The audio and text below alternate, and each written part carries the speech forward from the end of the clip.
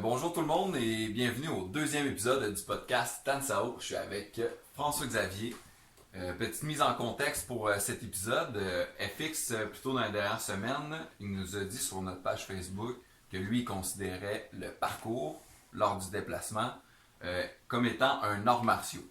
Fait qu'il est là pour nous expliquer sa définition de l'art martiaux et de l'art martial et pourquoi que le parcours, selon lui, fait partie de toutes ces branches-là. Salut FX. Salut Bobby, salut tout le monde.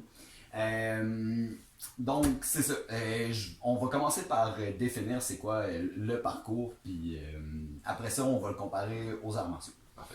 Fait que le parcours, en fait c'est dur à définir quand est-ce que ça a commencé, là, parce que grosso modo c'est les méthodes naturelles, donc courir, grimper, sauter, escalader des choses, pour se déplacer dans l'espace. Okay? Donc, I guess que ça date de très loin dans l'histoire, les gens qui ont utilisé le déplacement, right? Donc, c'est ça. Juste, petite parenthèse, souvent on va parler du parcours, puis on va s'imaginer des gens qui font des flips, puis des acrobaties. C'est pas exactement ça. Là, on parle de free running, puis le parcours, c'est vraiment dans l'intention de se déplacer de méthode efficace, sans utiliser d'énergie puis rapide. Fait que c'est vraiment... Du point A au point B le plus intelligemment possible. C'est ça, exactement. Comme on disait tantôt, là, c'est comme la différence entre se déplacer de manière plus efficace puis plus créative. Ouais. Donc, c'est ça. Dans le fond, le parcours, c'est l'ensemble des méthodes pour se déplacer de manière efficace et rapide. OK. C'est très proche de l'hébertisme qui a été créé par Georges Herbert dans les années 1900 à peu près, qui était un militaire européen qui a voyagé beaucoup dans le monde. Lui, il s'est rendu jusqu'en Afrique, puis là-bas, il a été vraiment inspiré par des gens, des tribus là-bas, qui étaient super en forme, tu sais. Puis dans son mind de colonialiste, ça l'a fasciné qu'il y ait des gens qui ne s'entraînent pas en utilisant les méthodes de gymnastique, qui étaient beaucoup plus forts, beaucoup plus rapides, endurants, souples, etc. Sans voir justement utiliser les trainings de gymnastique. Donc c'est ça, lui il est revenu après ça en Europe et il a créé la méthode naturelle qui a mené à l'hébertisme, les parcours obstacles similaires au parcours de combattant dans okay. C'est qui lui? Georges Hébert. Si vous voulez plus d'informations, Wikipédia est riche. Donc c'est ça, fast forward en 1940, Raymond Bell, ouais c'est ça, qui était un orphelin qui était dans une famille vietnamienne. Il était dans un orphelinat militaire, puis lui c'était vraiment un crinqué. Puis il utilisait énormément les parcours de combattants, puis même qu'il en créait par lui-même. Il sortait le soir quand tout le monde dormait, il allait courir dans le bois, vraiment super crinqué. Puis il a vraiment théorisé les différents déplacements possibles. Comme par exemple, il y a une technique qui s'appelle le passe-muraille pour aller chercher un mur qui est vraiment haut. Puis il a vraiment pris la peine de calculer que c'est à partir d'un angle de 45 degrés, ton premier step jusqu'au step sur le mur pour pouvoir propulser à 90 après. Il a été chercher les calculs mathématiques puis vraiment biomécaniques de tout ça. C'est ça, puis là, il a conceptualisé ça, puis il a ramené ça en Europe. Puis, tu sais, veut pas, il a continué à pratiquer ça un petit peu toute sa vie. Puis il a enseigné ça à son fils, David Bell, qui est un des fondateurs du groupe Yamakasi, que genre tout le monde connaît. Puis c'est ça, lui, dans le fond, c'est comme si Raymond Bell a conceptualisé le parcours. Okay. Puis son fils, David Bell, l'a popularisé au travers des films, au travers de... en fait, c'est lui qui a donné le nom parcours avec un K. Là. OK. Ouais. Puis c'est ça, il a beaucoup parlé de la philosophie du parcours, David Bell, comme quoi que c'était... c'est la théorie de l'homme fort. Je préfère l'humain fort, là, une personne qui va être prêt à réagir s'il y a des situations d'urgence. Mais dans la même intention que genre... Tu vas pas te fouler une cheville en descendant les marches. Là. Tu restes conscient de ton corps, t'es fort, tu peux réagir, t'es alerte, t'es présent. You know? Fait que c'est ça. Pour moi, tout ça, c'est vraiment similaire juste au concept plus de base, là, de terre à terre, là, comme premier niveau des arts martiaux, des philosophies de combat, de la conceptualisation de ces techniques-là. Ouais, la connaissance de son corps dans l'espace, les déplacements intelligents et tout. Ouais, c'est ça. Puis, on en parle, je veux dire, la balance, l'endurance, l'anticipation, les réflexes. La résilience. Fait que ça, I guess, ça nous amène à définir c'est quoi les arts martiaux. Okay. Fait que là, on a parlé de d'où ça vient le parcours, c'est quoi. Puis là, dans le fond, tu vas nous expliquer ta recherche sur la définition du mot art martial. Ouais, c'est ça. Puis après ça, je vais prendre la peine de comparer un peu les deux, puis plus dire qu'est-ce que je veux, montrer qu'est-ce que je veux dire. Désolé. Donc, art martial. Dans le fond, martial, les trois plus vieilles définitions que j'ai trouvées étaient en chinois, en japonais, puis en vietnamien. C'est tout lisible, parce qu'en fond, c'est des alphabets en pictogrammes. C'est tout lisible comme un garde avec une lance. Okay? Donc, on peut le décomposer dans notre tête comme arrêter la lance, right? Comme, parce qu'un garde, ça l'arrête, non? C'est ça. Ce qui est intéressant, en fond, c'est que dans ces cultures-là, dans les textes traditionnels, ils utilisent énormément les doubles sens dans ces pictogrammes-là. Avec les pictogrammes. Ouais, c'est ça. Okay. Fait que le mot martial en pictogramme, en chinois, en vietnamien et en japonais, c'est un homme avec une lance. Ouais, c'est ça, exactement. Puis, mettons, pour être un petit peu plus précis, là, en chinois, martial, c'est Wu, fait qu'on peut faire référence au Wushu. Le japonais, c'est Bu, en faisant référence au Bushido. Puis, en vietnamien, c'est Vo pour le Viet Vo Dao. C'est ça. Mais le Viet Vo Dao, c'est un art martial traditionnel vietnamien qui servait à la base à désarçonner les chevaux, mais de là à dire que c'est l'art comme typiquement vietnamien, je le sais pas. Faudrait vérifier. Si vous avez la réponse. Si vous avez la réponse à ça, faites-nous savoir. Ouais. En tout cas, ça pour dire que les symboles ressemblent beaucoup à un homme qui tient une lance. Ben, beaucoup, en tout cas. C'est traduisible comme un homme qui tient une lance. En prenant en considération que il y a beaucoup de maîtres d'arts martiaux qui étaient bouddhistes puis confucianistes à cette époque-là. Puis eux, ils utilisaient énormément les doubles sens dans leur alphabet puis dans les écrits qu'ils ont partagés. C'est comme un mot mis dans différents contextes peut vouloir dire différentes choses. C'est ça, exactement. Fait que facilement, on peut en venir à la pensée que oui, ça serait arrêter la lance de l'adversaire, mais c'est aussi arrêter sa propre lance. Quand on pense que dans beaucoup de styles, la nécessité de se battre vient pas d'attaquer la personne, mais de se défendre d'une attaque. Sauf dans, mettons, le karaté Cobra Kai, c'est rare que tu vas chercher à strike first, no mercy. No mercy. Ouais. Je veux dire, on peut dire arrêter sa propre lance, ça peut facilement vouloir dire le contrôle de soi, le contrôle de ses propres skills aussi. Là. C'est bon. Ouais, c'est ça.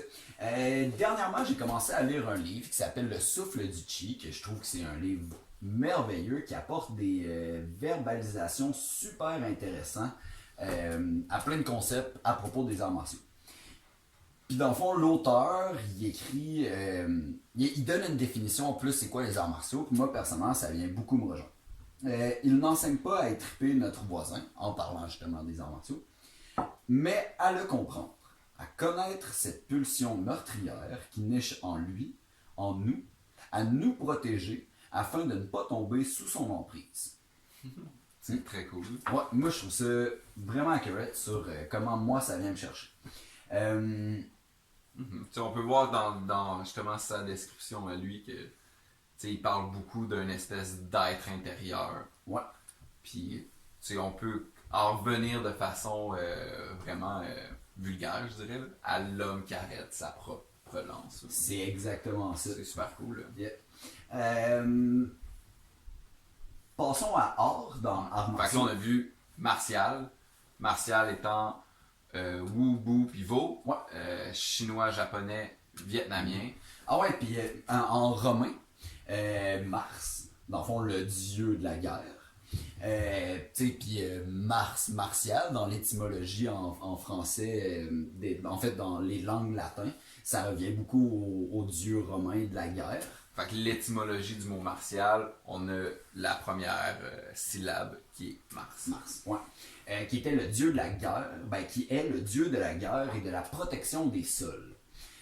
Dans le calendrier romain, Mars était le premier mois. Puis même si c'était le mois qui était dédié au dieu de la guerre, les gens arrêtaient de se battre puis allaient préparer les terres pour l'agriculture. Fait que, tu sais, déjà là, on voit encore le rapport de protection, de développement, Ouais, exactement. de genre... Ouais. Puis c'est ça, dans le fond, dans les arts martiaux, il y a l'art. Ouais, moi tout je trouve. Il y a l'art, puis dans le dictionnaire, le Robert, la définition de art, c'est un moyen d'obtenir un résultat par l'effet d'aptitude naturelle. Puis emphase sur aptitude naturelle, je vais y en revenir en parlant du parcours tantôt. Puis 2, l'ensemble des connaissances et des règles d'action dans un domaine particulier. Fait que vulgariser, c'est l'ensemble des techniques possibles dans une situation donnée. Ouais. Right? Fait que ça peut être référé à couper des légumes, marcher, courir. Ouais, le travail dans ce sens. Exactement. Fait que dans le fond, les arts martiaux, c'est l'ensemble des techniques pour se protéger soi et les autres dans tous les contextes où protection est demandée. Right? Je trouve que le parcours, c'est beaucoup similaire aux mouvements qui vont être utilisés dans les arts martiaux, étant des mouvements qui sont inspirés de choses très naturelles. Je pense que c'est arrivé beaucoup, puis il y a beaucoup de styles d'arts martiaux chinois, en tout cas, qui ont été inspirés par des animaux, par des actions naturelles, puis de par là, nous autres, on adapte ça, puis on les utilise comme on veut. La nature a toujours été justement une inspiration. Si on en revient au parcours, le simple fait, quand on regarde les moines Shaolin ou les ninjas, tout ça, de base, se déplacer de façon soit furtive ou grimper, ou ça fait partie du training. Meilleur exemple étant justement le ninja, là, on le sait tout, le ninja qui grimpe partout, qui est super agile, qui fait des flips, il s'en sert pour la furtivité, la discrétion, puis ça, c'est une partie intégrale de tout son art. Fait que rendu là, c'est super facile de dire que le parcours fait partie. C'est ça, puis tu sais, sauf peut-être pour un arme à feu, puis même encore là, je pense que la meilleure technique pour se défendre, c'est de courir. Puis être capable de courir plus vite que l'autre. C'est vrai. La meilleure défense, c'est la fuite. Ah ouais, c'est ça. Fait que c'est ça, tu sais, la philosophie du parcours, c'est beaucoup dans le développement personnel, dans l'endurcissement mental puis physique de la personne qui pratique. Tout comme dans les arts martiaux, c'est le développement des capacités, de la confiance. Ouais, absolument. Au travers d'aptitudes puis de méthodes qui sont complètement naturelles, tu sais.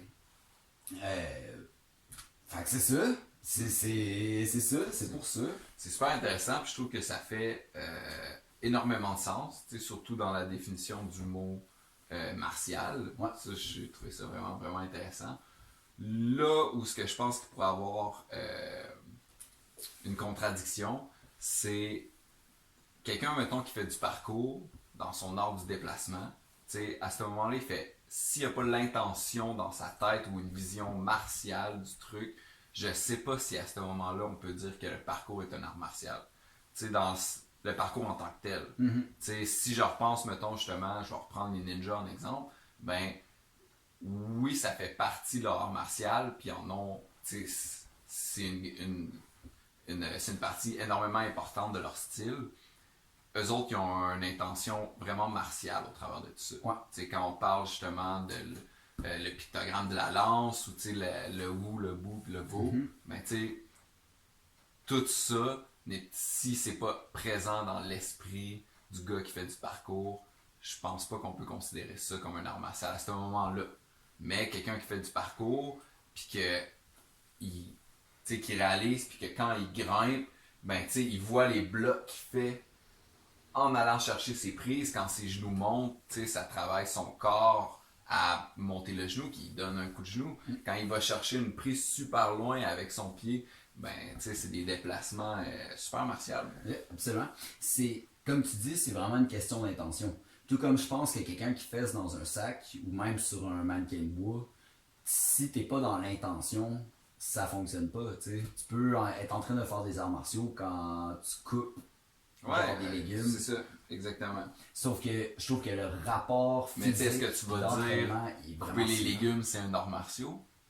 Tu sais, c'est comme... Non, mais c'est ça, elle là la nuance, c'est que je pense que le rapport du, tu sais, mettons le spectrum de mouvement que ça utilise, dans l'intention que c'est utilisé. Ouais, c'est ça. Puis là, je parle vraiment du parcours puis pas du free run, parce que le parcours c'est beaucoup utilisé pour la fuite, là. Tu sais, c'est pour sauver sa peau, là, que si t'as besoin de te sauver, genre, tu l'as. Tu sais, autant que si t'as besoin de te Si t'as battre, besoin tu de l'as. courir après quelqu'un. Ouais, c'est ça.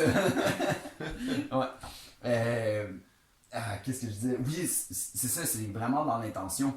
Puis je pense que le range d'intention qui est utilisé dans le parcours, c'est vraiment similaire aux intentions qui sont utilisées dans les arts martiaux. Ça travaille pas mal les mêmes skills, tu sais. Et à part, mettons, le combat direct, là. Ouais. Tu sais, Mais même encore là, I beg to differ, parce que comme j'ai dit tantôt, à mon avis, la best technique dans un combat, c'est de se pousser. Tu sais. Oui, c'est sûr, mais tu sais, ce qui est bien, mettons, avec les arts martiaux, justement, c'est que si à un moment donné, tu peux pas te pousser, ben là, tu peux te protéger, tu sais. Fait que, tu sais, je pense vraiment, comme tu dis, tu parles d'intention, ben, je pense que si quelqu'un fait du parcours, puis qui est dans son intention, puis qui est capable de le voir, puis de le concevoir, je pense qu'il peut transformer son entraînement de parcours en un art martial ben legit. Absolument, bah ouais, je pense que ouais. C'est vraiment ça, c'est une question d'intention. Puis je pense que dans n'importe quel style d'arts martiaux qu'on pratique, c'est toujours ça, c'est dans l'intention que tu le pratiques. Puis j'ai souvent remarqué que les gens, ouais, c'est ça, tu sais, les gens qui font ça de manière plus mécanique, puis qui essaient pas de vivre vraiment le mouvement, puis de le faire à 100%, là, tu sais, de plonger toute son chi, tu sais, toute son énergie à l'intérieur là-dedans. Tu sais, si t'as pas l'intention des choses, c'est juste mécanique, tu sais. Ben, tu sais, c'est assez relatif, là. Parce que tu pourrais prendre, mettons, un corps sans esprit, puis faire, mettons, toutes les formes de Wing Chun. Tu sais, tu prends un robot, tu le... comment t'appelles ça? Tu le programmes. Tu le programmes, ouais. Tu programmes ton robot avec toutes les formes de Wing Chun. Ouais. Ben, tu sais, quand lui va lever ses bras comme ça, il va te sortir du Wing Chun. Puis tu sais, de là à dire que c'est un, tu sais, c'est super... Ouais. Tu sais, c'est même moi, je suis comme pas sûr de où est-ce que je me tiens là-dedans, là. Ouais. Mais tu sais, est-ce que là, c'est un art martial? Tu sais, en théorie, oui, mais en philosophie, non. Ouais, ben... Tu sais, puis là, on rentre dans carrément un autre... En fait, on rentre dans la question de la différence entre un art de combat puis un art martial. Je pense que vraiment l'art martial, c'est beaucoup, ça implique beaucoup l'aspect philosophique, puis tu sais, même spirituel à quelque part. Puis les arts de combat, ça va être vraiment les théories pour frapper, bloquer, étirer, casser. le art de combat. Ouais, c'est ça. Fait que je pense que, mettons, comme l'exemple du robot, il va maîtriser les arts du combat. Ouais, il va risque d'être pouvoir... meilleur que pas mal beaucoup de gens qui pratiquent. C'est ça, tu sais. Mais rendu là, est-ce que la question... Ma question, c'est est-ce que les arts martiaux, le but, c'est simplement les arts de combat ou c'est l'évolution qu'il y a autour de ça? Puis tu sais, mettons, comme David disait au dernier podcast, tu sais, ça a été quand même relativement simple. Tu sais, c'est un truc qui n'est pas si compliqué à apprendre, c'est flexible pour que tout le monde puisse l'interpréter à sa propre manière puis l'adapter à son corps, à lui. Tu sais. Fait que je pense que si, mettons, tu mets ça dans un robot, le robot, il n'y aura pas ce truc-là d'improvisation puis d'adaptation à lui-même puis à son environnement. Ça va être vraiment juste un programme AB, AAD, AAE. Ouais, mais c'est justement, tu sais, ça peut être extrêmement détaillé. Tu sais, là, je pars dans une parenthèse, là, mais tu sais, sur YouTube, j'avais vu c'est un samouraï vraiment insane, je me rappelle plus de son nom, là, c'est le...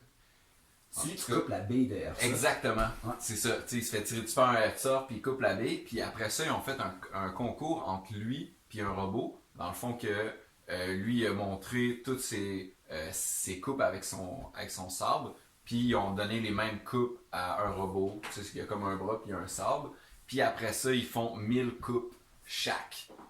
Puis ils checkent après ça comme la précision, qui l'a le mieux.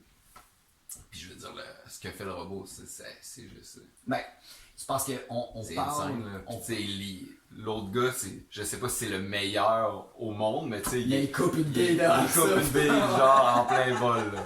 Tu sais, Mais c'est ça, parce que là, on parle d'un truc très mécanique, là, très Ouais. simple, qui n'a pas besoin d'adaptation ou d'improvisation. Tu sais, c'est 1000 coupes sur des tatamis. ouais, puis c'est genre- ça, mais tu lui donnes, mettons, les mêmes genres de coupes, puis, tu sais, lui, tu sais, il voit, là. Tu sais, il voit qu'est-ce que... Dans lui, si on tasse la cible, tu sais, lui, il va quand Ouais. même se diriger vers la cible, là. Fait que, tu sais, rendu là, juste avec ces coupes-là qui sont programmées dans lui, si quelqu'un, mettons, viendrait l'attaquer, ben, puis que lui, il voit ça comme la cible, tu sais, il va... Tu sais, sa technique, elle va être là pareil, tu sais, peut-être pas il y aura peut-être pas l'adaptation de la feinte, mais te mettre en travers de sa technique, c'est vraiment une mauvaise idée. Ouais, ouais. Je comprends. Fait que, en tout cas, ça me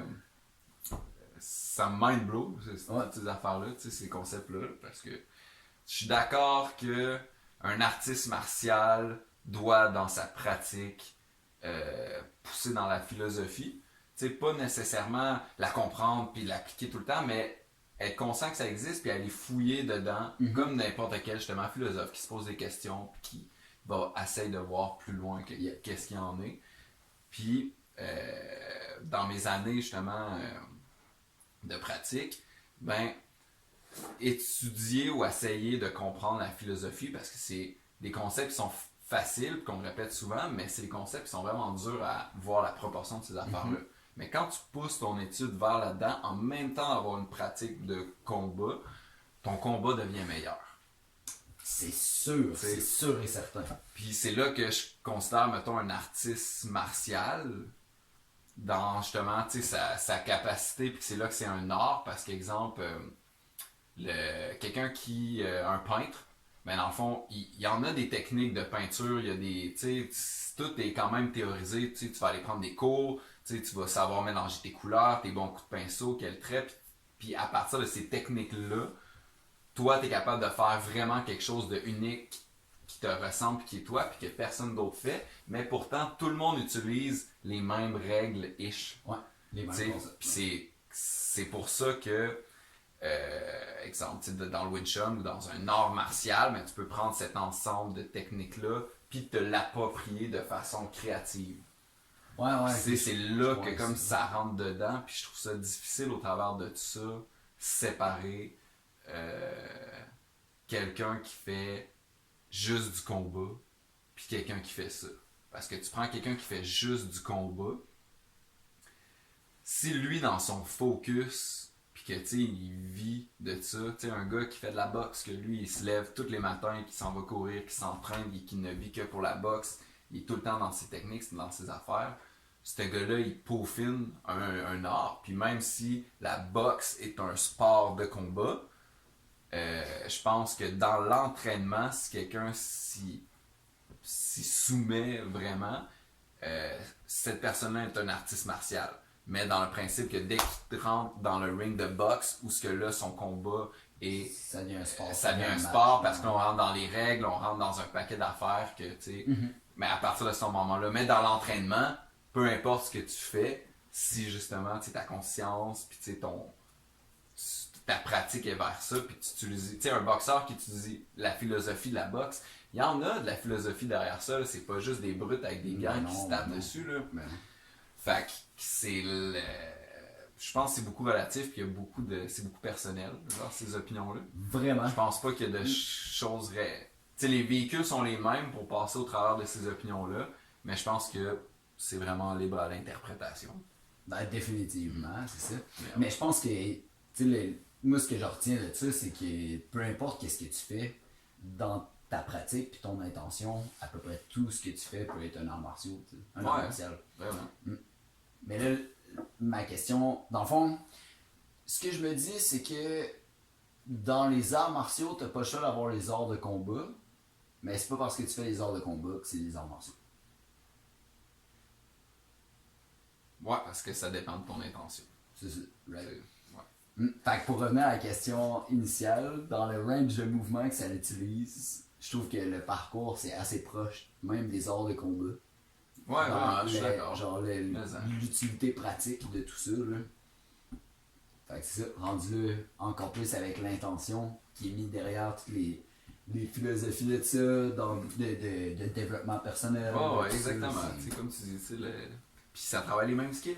Ça travaille les mêmes skills, puis tu sais, c'est facile de dire. Je trouve que c'est facile de défendre le point que le parcours peut être un art martial. Tu sais, je suis d'avis de dire que